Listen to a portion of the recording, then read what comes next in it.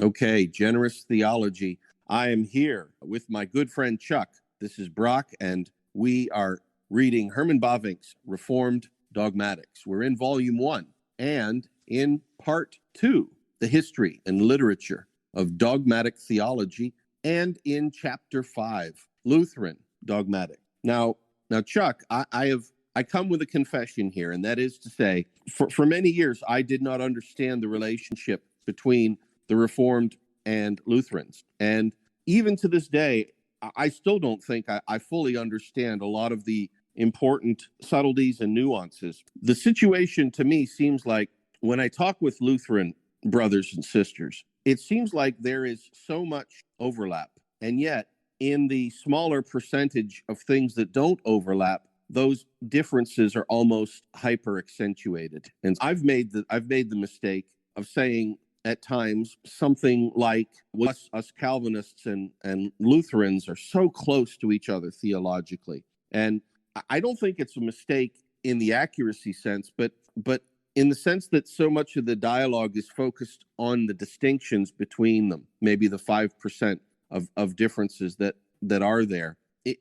It always seems to bring heartburn in the conversations. And very often Lutherans will come to me and say, well, actually, there are quite a lot of differences and not at all alike. And I get that. I accept that criticism. But I also sometimes am reminded of that line from Shakespeare, methinks thou doth protest too much. But Chuck, what about you? And what was your understanding of Lutheranism as you've come through the years, and the role that Lutheran dogmatics has played in the Protestant Reformation, as well as its effects within the Reformed movement, and maybe where we are today in the 21st century, trying to scope out where things are going to go in the future?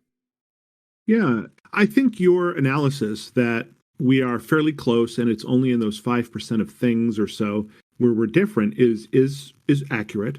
I think you probably know that I have some connection with Lutheranism, primarily through education. My daughter, we chose to send her to the local Missouri Synod Lutheran High School rather than to the high school my sons went to, which is historically Reformed, but nowadays is more evangelical with a Reformed accent, perhaps is the way to put it.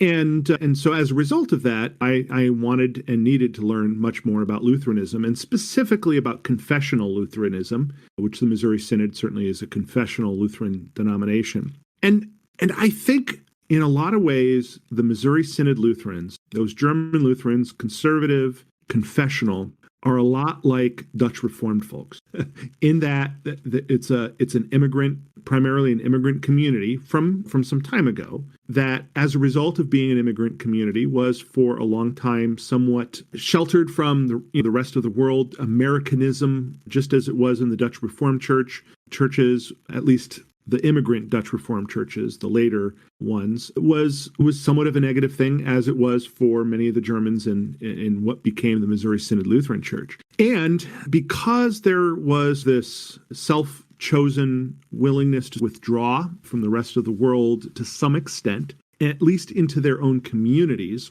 I think there grew to be more focus on the differences between Lutherans and the Reformed, especially in communities where both existed. And my city that I live in now, Sheboygan, Wisconsin, is certainly an example of that. At one time, I think maybe 100 years ago, all there really were in Sheboygan were Lutherans, Catholics, and Reformed, with maybe a small number of other things. There were Congregationalists, but most of that group actually came out of the German Reformed movement. Excuse me.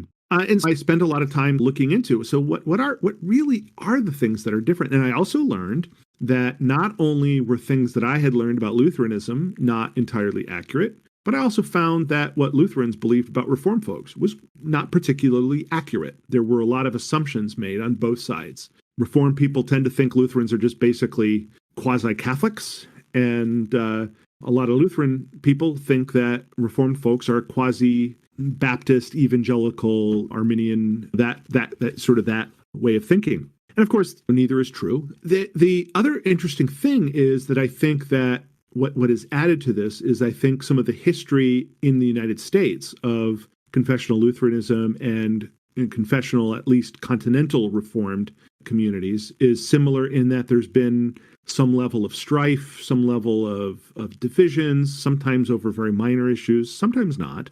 And so that inward focus that started as a result of immigration and the need for immigrant communities to exist together in community, that also tended to continue that even long after other immigrant communities, at least Northern European immigrant communities, had sort of, those differences had disappeared. And they hadn't really for German Lutherans and for Dutch Reformed. But that added to that issue. Now, I will say that I found that one of the best resources, if people are interested in learning about Lutheranism, about confessional Lutheranism, and comparing it with Reformed views and with more generally evangelical views as well, outside of the confessional Reformed and Lutheran camp, there are some really good opportunities to do that. There are places that where you can go, and not the least of those is Jordan. Oh, now I lost his name off the top of my head. I just had it. Well, I'll think of it. But this is a fellow who has written some books. He's got some podcasts, a podcast called The Just and Sinner. And he's also, he grew up in a evangelical community and converted to Reformed views when he attended Geneva College in Western Pennsylvania, and then later became a Lutheran. And I even though he certainly comes at things from a very much a Lutheran perspective and supporting Lutheranism, there's also no doubt that he is fair. It's Jordan Cooper, by the way, and when he looks at these things, while he may be promoting Lutheranism as the proper way of looking at things, he is also fair to the Reformed, in my opinion. So I've really enjoyed listening to Justin Sinner and reading I follow Jordan Cooper on Twitter, where he's at Dr. Jordan B. Cooper. And it's really good stuff. And so as a result of that, I've learned, and then, of course, with my daughter going to Missouri Synod Lutheran High School and having to take theology and having those discussions. And then in my church as well, there were a number of families that made the same decision we did to, after 8th grade, move our kids from the evangelical with a Reformed accent school to a Lutheran school. And so among us, we've also had some of these discussions, and it's been a positive thing. And frankly, Bavinck makes a statement later, which we'll get to when we get to the Reformed dogmatics. But I think he makes a statement that Lutherans might think is a little unfair the way he puts it, but I think I can't think of a more fair way to put it, but I think it's accurate, which is that the difference between Lutheran and dogmatics, let's say, is conveyed best by saying that the Reformed Christian thinks theologically, the Lutheran anthropologically. And so for the Reformed, election is at the heart of the church. For the Lutheran, justification is the article by which the church stands or falls. And so what that means is that, yes, the Reformed thinkers tend to be a little bit more systematic. They tend to get into a lot more philosophical types of questions, such to the point that Lutherans often accuse Reformed folks of being so much more unwilling to just simply let God be God and always diving into the things of God in a way that God wouldn't necessarily want us to do. That Lutherans often accuse us of that. And there is also a way, at least among confessional Lutherans, that they think that the Reformed have really gone too far, basically in scholasticism. And we'll see from this chapter that there is a Lutheran scholasticism, but that Lutheran scholasticism led to something that is really separate from confessional Lutheranism today. There's perhaps, as a result of confessional Lutheranism being very, very suspect of that scholasticism, that there is a big difference. I think perhaps much less even communication and back and forth between sort of the liberal Lutherans and the confessional Lutherans than we have in our own Reformed community. Yeah. In that regard, I think it's perhaps fair to say that there is less between us than we think, but those things that are between us are things that both sides take seriously. And because the Lutherans take very seriously certain issues around the participation in the Lord's Supper, not that the Reformed don't, but in Lutheranism, it takes a very they take a very strong stance on not communing, at least in confessional Lutheranism, not communing with those who disagree with the Lutheran view on things like the real presence and specific views on the real presence. That Lutherans are really unwilling to commune with the Reformed, and so that's led to also less ability to we don't go to each other's worship services that often. We don't that kind of back and forth doesn't happen, and as a result, there's some level of misunderstanding, and it's too bad because I do think that I have found that my now last 8 years or so, 9 years or so now of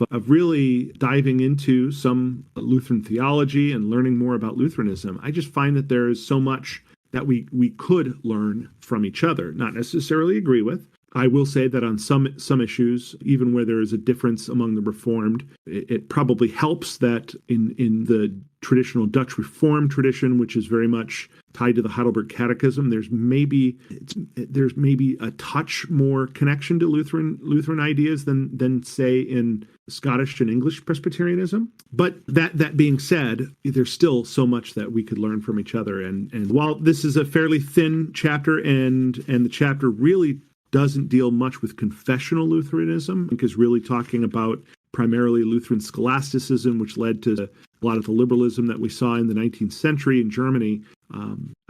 But I was still glad to have the opportunity to spend some time reading a little bit of the history and some of the getting a little bit more deeply into some of the people that make Lutheranism what it is, both in the past and today. Yeah, we're two different groups that don't always understand each other, don't always get each other right, but we probably need to do more of that. And so I'm thankful for. Thank you, Chuck. I too struggle with how to characterize the familial differences, let's call it that. And I'm reminded I encountered this in the context of a famous scene from a famous movie of my generation. But of course, this is referring to a historical event. Anyway, I was watching the movie Patton, and George C. Scott plays the title role of the general in World War II. And Patton is giving a speech. In any event, he's talking and giving the speech, and he mentions something that is designed to assuage the British. And he says to the British, he said, jokingly, he says, the Americans and the British are two peoples separated by a common language. And I thought that was funny. And when I think about the differences between Lutherans and the Reformed, I think about something similar. Now, a few things to state. First of all, you're quite right. Bavinck is very limited in this smaller chapter. He's very focused on the progress of dogmatics in general throughout the 400, 500 years of Lutheranism. And within that stretch and regard, we see that there are a few, well, let me just put it this way. If there's any group that Reformed people should value highly as brothers in the faith, it really ought to be our Lutheran brothers and sisters. Lutherans have been on the field in the battle. They have been in the hottest part of the fighting for centuries, since their inception, in fact. And Bavinck outlines this really well. Even longer than the Reformed have. Lutherans have been on the battlefield putting forth, talking about the doctrines that you and I value on the Reformed side so much today. And so that's a special thing. And we can look up to them for that position in history. We can also admire them for that effort. We can also sympathize with them because since they've been on the battlefield for so long, so many of the attack against the Christian religion in general, against Protestant Christianity, and against the monergistic Augustinianism that you and I are so fond of, were often deployed against Lutherans first. And so we see the turn to the scholastic. It's famous that Martin Luther was himself very anti-scholastic, and it's worth qualifying what that means in more detail. But within that first generation, there was a very strong reaction to certain continental forms of method in theology. And within that first 2 or 3 generations, the scholastics had come back in. We have scholastic theologians bringing in a positive fashion to some wing of Lutheran thought. And then within that, we have the historical moves towards pietism and rationalism that were developed. And then the modern secular Enlightenment arises as largely a response to, I would say primarily Lutheranism. And by this time, Calvinism, Reformed theology is on the scene. But we have to look at Germany's place in all of this. And we have to look at the German idealists of the 19th century to see that in so many regards, when continental theologians are reacting to religion, they are reacting to primarily 2 groups in this time frame. They're reacting to the Roman Catholic Church, and they're reacting to the Lutheran theologies that had come out of the confessionalism of the rationalistic period. And so think here of the formula of Concord being this defining document. Now, against that confessionalism of Lutheranism, we have Kant, we have the critique of reason, we have this shift towards modernity. It also comes through in the theology of Schleiermacher and Hegel, and basically the dam burst in Germany first, and it then goes on, and these ideas penetrate the rest of the continent. And in fact, it's a very interesting historical movement to see England, Great Britain today, affected by these ideas relatively later in comparison. So with that in mind, we have these war of ideas happening. And Bavinck describes this process of the modern Kantian and Hegelian revolution as this attempt to divorce Christianity from its particular historical base. And so the historical base, if you've heard the term dogma, in the context of the 19th century moderns, dogma is almost always a dirty word. It's a bad word.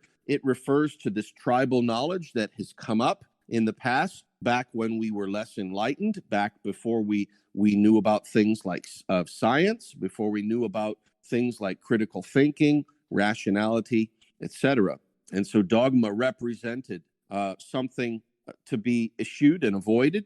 And yet the Lutherans, with their formula of Concord and the theologies that developed out of that, were really quite exemplary. If any dogma could be acceptable to those idealists, one would have to think that it would find its most mature expressions in that day in the Lutheranism of its day. And so in that sense, we in the Reformed camp can study the conflict in Germany between the idealists and between the confessional Lutherans and their heirs, and see really the battle between the secular and the religious lies put into its most primal form. And also, it's the tip of the spear. What am I trying to say? Lutherans have been on the field this whole time, intellectually, theologically, participating in society. And so Lutheranism is time-tested in a way that few variations or denominations in America have been, by comparison, being so much younger. Wanted to bring that out. Now, we've talked also about the focus of Schleiermacher elsewhere, so I don't necessarily want to get into it here, but that's a real important part of the turn. In addition to this turn to Schleiermacher and the turn to the phenomenology of modernism, the turn to self, Bavinck highlights these ideas of mediating theologians, and he names just a few. He names Kaftan, he names Seeberg, he talks about Ritschl. Eventually, out will come Ernst Troeltsch, and we see this tug, this war, the pulling of the fabric between Lutheranism and these secularizing forces.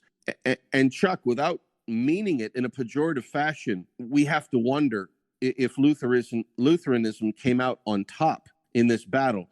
I'm not convinced that it has, but I don't mean that in a pejorative against the Lutheran brothers, because I think the same issues are the issues that have also been used against us in the Reformed world. So that's a high-level overview of a complicated topic, 300, 400 years of history.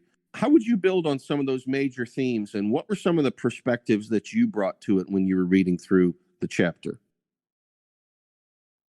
Well, first of all, I think you make a good point that the Lutherans, in some ways, were on the field for quite some time, and perhaps longer than the Reformed, at least longer than the Reformed in America. Although to some extent, Lutherans in America also were somewhat separated from that as well. But it is interesting to see that because of not only the age of Lutheranism and the focus, especially in Germany, of these liberal theologians of Kant and the Jena school and Hegel and others that come from that. Certainly there's been this back and forth between that liberalism and Lutheranism in a meaningful way. And it's been, I think, there could be some real value in looking at how that engagement and whether there is anything about some of the uniqueness of Lutheranism, at least European Lutheranism, that might have led to the flowering of liberalism, of Kantianism, of philosophy in Germany as opposed to somewhere else. Now, I think there's more to it than that. I think to some extent it is less about Lutheranism and more about geography. Germany was a unique place during this time. There was much more ability for folks like Kant and others who were really questioning the orthodoxy of the day. It was safer for them in Germany to do that than it would have been certainly in Catholic countries, Italy and France and Spain. There's no way that would have happened there. And smaller countries like the Netherlands and Sweden, which was a Lutheran country, Norway, or countries like Hungary, which was mostly Reformed, perhaps a little too provincial, shall we say, for a lot of that to happen. And then there's just some differences with England and the United Kingdom that really made Germany the ideal place to do it. So it is less, I think, I would say that if I were to do a study of this, I would begin with the hypothesis that it is more about geography than it is about confessional Lutheran dogmatics and theology. That said, I think there probably would be some really useful and interesting discussion that would come out of drawing the lines and where do those lines end up and why do they end up where they do and why does it take then, you talk about some of the mediating theologians, but then we also have, after the time that this is written by Bavinck, we have other forms of mediating, the mediating theologians, the neo-Orthodox, the Barths and such, who Barth was from Switzerland, and others were from other countries other than Germany, and although not all, many of them were from Germany as well. And is the fact that there was at least some Reformed impact on the thought of folks like Karl Barth, did that make that form of neo-Orthodoxy, which we certainly have some issues with, but also I think we find that there are some areas of neo-Orthodoxy where we feel like, well, at least they're asking some of the right questions, whether some of that is tied in with Reformed dogmatics. And I don't know really the answer to that particularly. The other thing I would mention too is that it is interesting now that in some ways my Lutheran friends might be saying, like, I think you're being a little unfair to us. Are you basically saying that liberalism is Lutheran's fault? No, Lutheranism's fault? No, I'm not saying that. I think one other piece of history that doesn't get really talked about much in this chapter, Bavinck relates to it a little bit, but it grew even in Bavinck's day and afterwards, was the growth of the European ecumenical movement, which is a little different than the American ecumenical movement, and led to a lot of the state churches, whether it's the state Reformed Church in the Netherlands, the state Lutheran churches in Germany and in Scandinavia, not only going more towards this Kantian, Schleiermachian liberal vision, of which there is a back and forth between a more Schleiermachian way of looking at things and something that's a little bit more rationalistic. But there is also, I think, a sense in which we can't forget that the other thing that happened with this ecumenism is there have been a number of church mergers, and those church mergers have merged in the various evangelical, Reformed, Lutheran churches all into one place.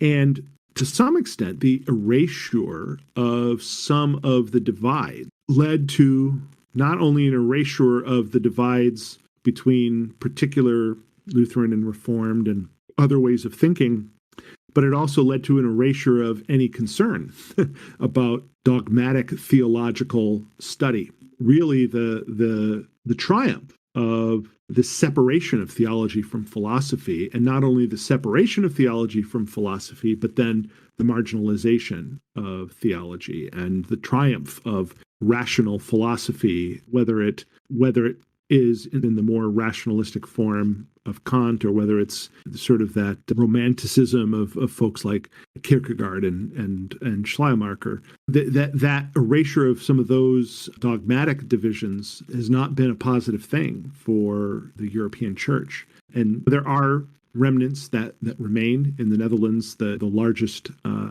Reformed Church has taken in the Lutheran Church. It's taken in both the state Reformed Church and one of the largest Reformed churches that came out of the Afscheiding. But there are some small ones that remain. Similarly, in Germany, I know that while there is the larger state evangelical church, which is primarily Lutheran, but also has taken in a number of Reformed, there are some smaller, both Reformed and Lutheran churches, denominations that have stuck with more traditional ecclesiology and traditional concern for dogmatics.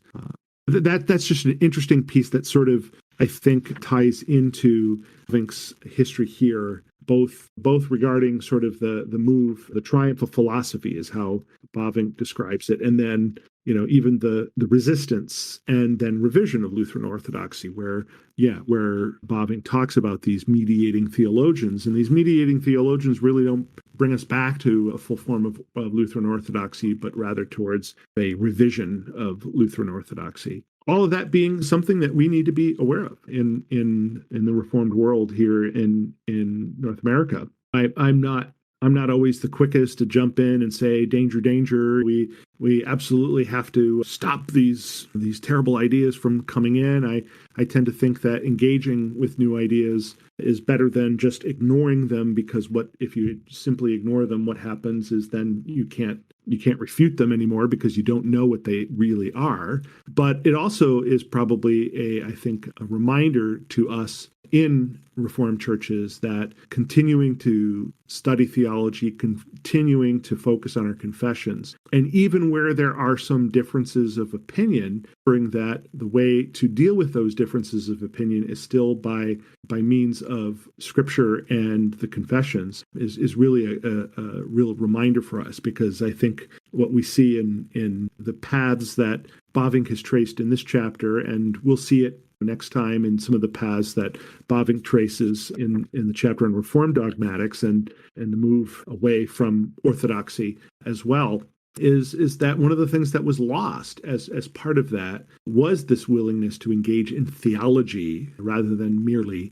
philosophy. And this goes way back to early on in the first few chapters, for a few sections of Bavinck, where we talked a little bit about the science of dogmatic theology and what role does theology and dogmatics play. And those are all things that we need to keep in mind as we do this work, and as churches move into the future and catechize their young people, and as pastors think about how they are to preach in a world that perhaps is losing that direct connection to those dogmatics, and where perhaps we need to treat even our own congregations as folks who don't fully understand and need to learn Reformed dogmatics and Reformed theology. Chuck, thank you for describing things in that way. All of the pieces that are so visible in the 21st century here in America, in what are oftentimes called the culture wars, seem to have analogs in the 18th and 19th century in areas where Lutherans were involved. So on the continent. And like you said, this isn't about painting Lutheranism as having failed. This is about painting Lutherans as being intensely involved at the highest levels of theological discourse all throughout the continent. Now, when I say all throughout the continent, I don't mean that everywhere on the European continent was Lutheran. But if you go to the south part of Europe, You have the Roman Catholic Church, the South and the West. Lutherans are interacting and engaging. If you go to the eastern part of Europe, you have the Eastern Orthodox Church. So you have an interaction between Lutheranism and the Eastern Orthodox. If you go to the western part, you have the theologies that developed in France and in England, Great Britain. And so, again, this goes back to the idea that the Lutherans are on the field. Now, in one sense, for me studying this, there's a sadness because it seems almost as if Christianity 2.0, in some sense, arises from the familiarity with Lutheran structures, with Lutheran institutions, with Lutheran ways of thought and culture. Bavinck highlights this here. When you think about the history of religions approach developed through Troeltsch, when you think about the Ritschlian social gospel theology, when you think about even the mediating attempts of Kaftan and Seeberg, and you made the point that those mediating theologies played such an important role in the interaction. And so in some sense, modernity seems to have adopted so much of the structures of Christianity, and in particular from battles with Lutherans. And yet Christianity 2.0 threatens to be a profoundly post-biblical form of Christianity. And so when you and I read the systematic theology that we are reading together, which is the Oxford Handbook of Systematic Theology. Now, clearly, that's coming from England. The Lutherans can't be blamed for everything. And yet, the same things that worked in the academy on the continent have spread to Great Britain, have spread to America. And there's no sense in my thinking, Chuck, that we who are Reformed are bringing a substantially different army to the cultural wars. And if that's true, if that's the case, if Reformed theology has the same capability, the same kinds of array that Lutherans have had on the continent, then I would frankly expect a similar result in Great Britain and in America. And perhaps I wonder if the postmodern movements and the way they've impacted Great Britain and America maybe represent that progression of the secular forms of modernism grinding through Lutheranism at first in Germany on the continent, and then moving through to the Western portions, and then coming through over to America as well. If that's the case, and what's happened on the battlefield with Lutheranism is any indication, I don't see the Reformed position standing. And in fact, I've started to share with some folks that I'm concerned that 21st century American Christianity will be reinvented along these new modernistic post-biblical lines. And one of the first things that I expect to happen is I expect these new modernist Christianity 2.0 movements to declare movements like Lutheranism, movements like Calvinism, Reformed theology, movements like the Roman Catholic Church, even eventually, to be out of bounds, to close the Overton window. That's no longer acceptable. You cannot hold to traditional categories of thinking and thought. And in fact, these new cultural models, these new structures, these modern ideas of self, of identity, of special interest, standpoint epistemology, critical theory, are the new dogmas that Christianity 2.0 in its secular incarnation will be creating. And I've got some existential concerns here, Chuck. It's not at all clear to me that our side, quote unquote, is up for the fight. At least to this stage, it doesn't seem like we're doing very well. And we have to qualify what that means. But pointing this out, I think we can see and learn a lot from our brothers in the field who have been taking the lumps for a lot longer. And I think that's something that I wanted to bring out in this historical evaluation, in this assessment. And so I want to be very charitable.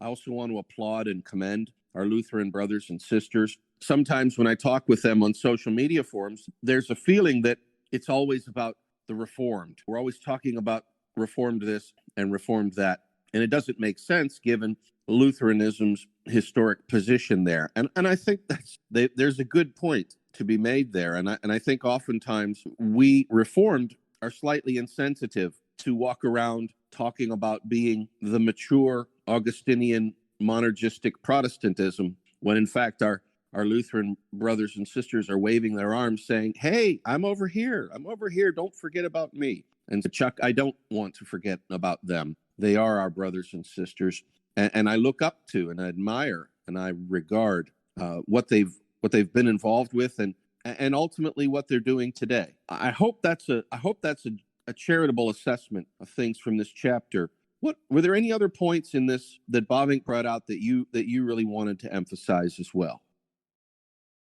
No, I think that's really it. Because Bavinck primarily focused on continental Lutheranism and some of the issues that were really concerning to him in the day. There are some things that probably, were we to write this in a slightly different context and perhaps a North American context, especially a Midwestern North American context, because that's where so many both Dutch Reformed and German Lutheran folks live, just happen to move to the same places in the upper Midwest. Certainly, we'd probably write this chapter a little differently, right? Because we have a different context. But for the context that Bavinck was writing in, I think he did a really amazing job of dealing with those issues and dealing with the concerns. Yeah, there are some real things that we can learn from each other there, and in many ways, as you said, we and especially confessional Lutherans are brothers and sisters in Christ, and we ought to perhaps spend more time engaging with each other. But there are differences too, and the differences are much more than just simply whether we prefer peppermints during our worship service or not. That's a very Dutch Reformed thing, to have peppermints in the worship service. Lutherans don't do that. As I understand it, neither do Presbyterians and Baptists and Anglicans and other confessional Christians. Chuck, we go straight for the Snickers bars. Yeah. Oh, okay. Right. We have clearly progressed. Yeah. I was thinking about the peppermints because I saw a meme today, which somebody posted, a simple guide to decide if you're Presbyterian, Baptist, Dutch Reformed, Anglican, or Lutheran. And it's one of those little diagrams where you answer questions yes, no, and that brings you to a different box. And it starts with, do you like wine? And if the answer is no, well, then you're Baptist. If the answer is yes, you got to go on to a couple other questions. And so if the answer is yes, you ask, do you like mints during the service? And if it's yes, well, then you're Dutch Reformed. No, or what? What are you talking about? Then that brings you to another question, which is, how do you feel about Zwingli? And if you think he's an idiot, you're Lutheran. And if you think he's okay, well, then we got to ask another question, which is, what about prayer books? And if you love prayer books, you're Anglican. If you're not, if you're like, no, thanks, you're Presbyterian. And if your answer to prayer books is, put that away before I draw my sword, well, then you're a Scottish Presbyterian. I got to kick on that one. Oh, Chuck, I love it. I love it. One of the things that Bavinck does in this chapter that is so valuable, let me say it one more time, so valuable, is Bavinck lists names. Mm-hmm. And because he lists these names, there's been some criticism recently of Bavinck for being not up to some standard with respect to the source material that he cites and that he draws from in his Reformed Dogmatics. Some criticisms seem to have some insight, and others seem to be plain wrong. But one of the things that I think is valuable is it's hard to overstate the usefulness of having these almost bibliographies of important scholars associated with each of the chapters, as Bavinck cites where in the spectrum each of these thinkers lands. So he speaks of, he classifies them. For example, in this chapter, he talks about old Lutherans. He talks about men of the Positive Union. He talks about the Pietists. He talks about Southern German theologians. And then he just goes on to just give us these categories that even if they're not fully up to modern bibliographic standards, they represent something very valuable in terms of somebody who's trying to gain a measure, do at a sort of a high level survey view. Who are the players? Who are the actors who should be consulted? Who we as theologians who want to represent these historical positions correctly should look towards. And so I just want to commend Bavinck and how he's done that in this chapter. I think it's not just this chapter that he's done that, but I was struck by that here. And even if at this point in time, Bavinck's Reformed Dogmatics is 120-ish years old, and in some sense might be showing its age in that fashion, there may be better bibliographic source lists at this point. And if so, Well, that just makes sense. It's 120 years later. We've got a lot more people involved. We have more manuscripts. We have more trained PhDs. We have every opportunity to have improved on this and built on this. And yet, Bavinck providing it is still so foundational. I just wanted to draw that out. Any final thoughts from your end, Chuck, for this chapter? No, I agree with you. I'm glad that you brought that up, because I was actually going to talk about that last time and then didn't think of it this time. So I'm glad that you brought that up. And it is, I get that sometimes there's criticism because obviously Bavinck hasn't read every single source that he cites to. But that's not the point of citing the sources. I think Bavinck wrote this Reformed Dogmatics for a particular purpose. It was a very didactic purpose. It was very much and in a seminary context, and he understood how useful these lists that he provides in these biographies could be. So yeah, I'm glad you brought that up, because I frankly forgot to, and I'm glad you didn't.